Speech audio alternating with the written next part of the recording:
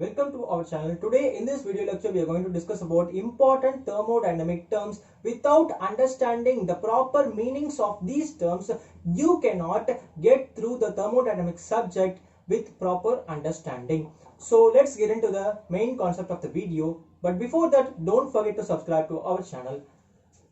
The first thing we are going to discuss about is relation number 1. This relation says that system plus surrounding is equal to universe. Without knowing this relation, you cannot understand any thermodynamic concept. So it is a very important relation. So first of all, what is a system? A system is nothing but a part of universe in which we have a special interest or in which the reaction or process is occurring. And what is a surrounding? Surrounding is nothing but the part of the universe which is present around the system, or the part of the universe excluding the system, and the system and surrounding are separated by boundaries. So you can see the image shown in the screen, which clearly explains what is a system, what is a boundary, and what is a surrounding. So now we are clear with what is system and surrounding. So this system plus surrounding together makes universe. So it is clear about the relation 1. Now let us discuss about the types of system. Homogeneous system and heterogeneous system.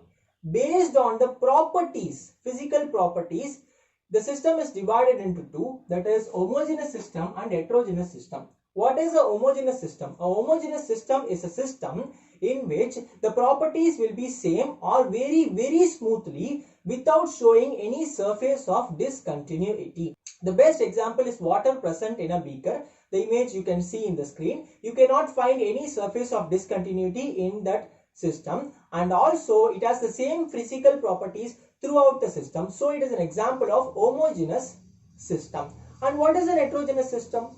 Heterogeneous system is actually the opposite of homogeneous system. Heterogeneous system has two or more distinct homogeneous systems in it, and you can see a sudden change of physical properties at the point in which these systems meet. The best example is oil and water in a tumbler. You can see the image in the screen. You can clearly see that there is a surface of discontinuity, or there is a sudden change of physical properties present between the oil and water at the surface of contact between oil and water. So this is called as a heterogeneous system. So that's all about homogeneous and heterogeneous system. Next, let us discuss about open system, closed system, and isolated system. So these type of system are separated based on the interaction of system with the surrounding. So what is an open system? Open system is a system which can exchange both energy and matter with the surrounding, and a closed system is a system which can exchange only energy with the surrounding and it cannot exchange matter with the surrounding. And finally we have the isolated system. Isolated system is completely isolated from the surrounding so that it cannot exchange energy or matter with the surrounding. So now we are clear with the types of system. Now let us move to another important terms, that is intensive property and extensive property. So what is intensive property and what is extensive property? Intensive properties are those properties which are independent of the quantity of substance present in the system, and extensive property are the properties which are dependent upon the quantity of substance present in the system. The examples of intensive property is pressure, temperature, and viscosity. And the example of extensive property is volume and enthalpy. Here I have written H because H is the symbol which symbolizes enthalpy. So let me explain intensive property and extensive property with a small illustration. So let me consider a box. So I am drawing it in 2 dimension. You can better imagine it in 3 dimension also. So this box has volume V and temperature T. Volume V and temperature T. We know that volume is an extensive property and temperature is an intensive property. So now imagine that I am splitting this box into 2 with the help of a partition in between. So I am splitting this box. Now I have splitted the box into 2 equal halves with the help of partition. Now the volume will become V by 2 and V by 2 in both the boxes, but the temperature will remain same, that is T in both the boxes. So why it is happening? It is happening because volume is an extensive property. It depends upon the quantity of the system. Since I have halved the quantity of the system, the volume is divided by 2. Since temperature is an intensive property, it is independent of the quantity of the system, and so it is remaining constant in both box 1 and box 2. So that's a basic illustration to understand intensive and extensive property. Next, let us discuss about the state and path function. So what is a state function and what is a path function? State function is a function which depends upon the state of the system, and it is independent of the path traveled by the system to attain that state. And the examples are volume and pressure. What is a path function? Path function is a function which depends upon the path traveled by the system to attain that particular state. So let me explain the state function example volume with a small example illustration. So let me consider a tub.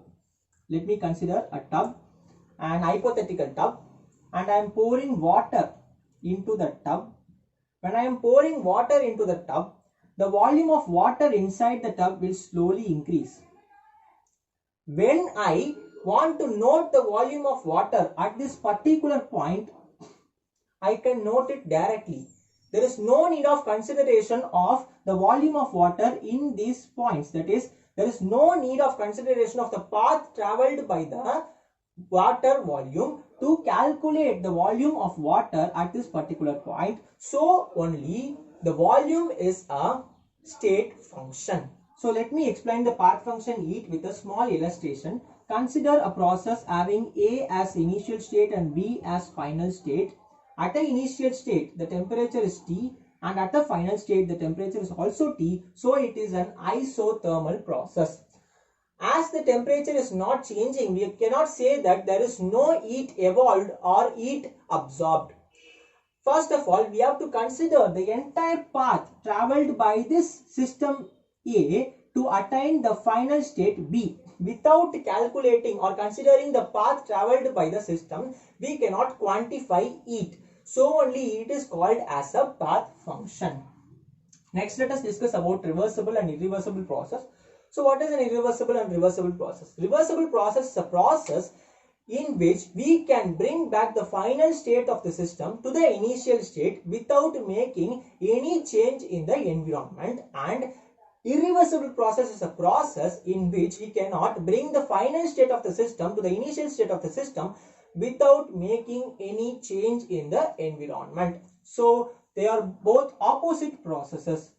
Now let us discuss about equilibrium and steady state, which is a very important concept in thermodynamics. So what is equilibrium? Let me explain this with a small illustration. Consider a system, hypothetical system. This is a system and a surrounding. I am drawing it with red marker in dotted line so that it will be easy to differentiate. First we will discuss about steady state, then about equilibrium. Let me consider a small space inside this system. So if the physical properties at this particular space of system does not change with time, it is said that the system has attained a steady state with the surrounding. So this is called as steady state in thermodynamics. What is equilibrium? Equilibrium is slightly different from steady state. If the entire system has properties which will not change with the time anymore, then the system is said to have attained equilibrium with the surrounding. So that is equilibrium and steady state. Finally, we have to discuss about enthalpy and entropy. Enthalpy is a thermodynamic quantity which is equivalent to heat. So it is something related to measuring of heat present in a system, and entropy is nothing but a measure of randomness or disorder present in a system. So with this, we are reaching the end of the video. Thanks for watching. Please subscribe to our channel and support us so that we can have more informative and interesting videos. You can join our WhatsApp group for instant doubt clearance, and also you can join our Facebook group for webinar related information all over world and India. Thanks for watching. Thank you.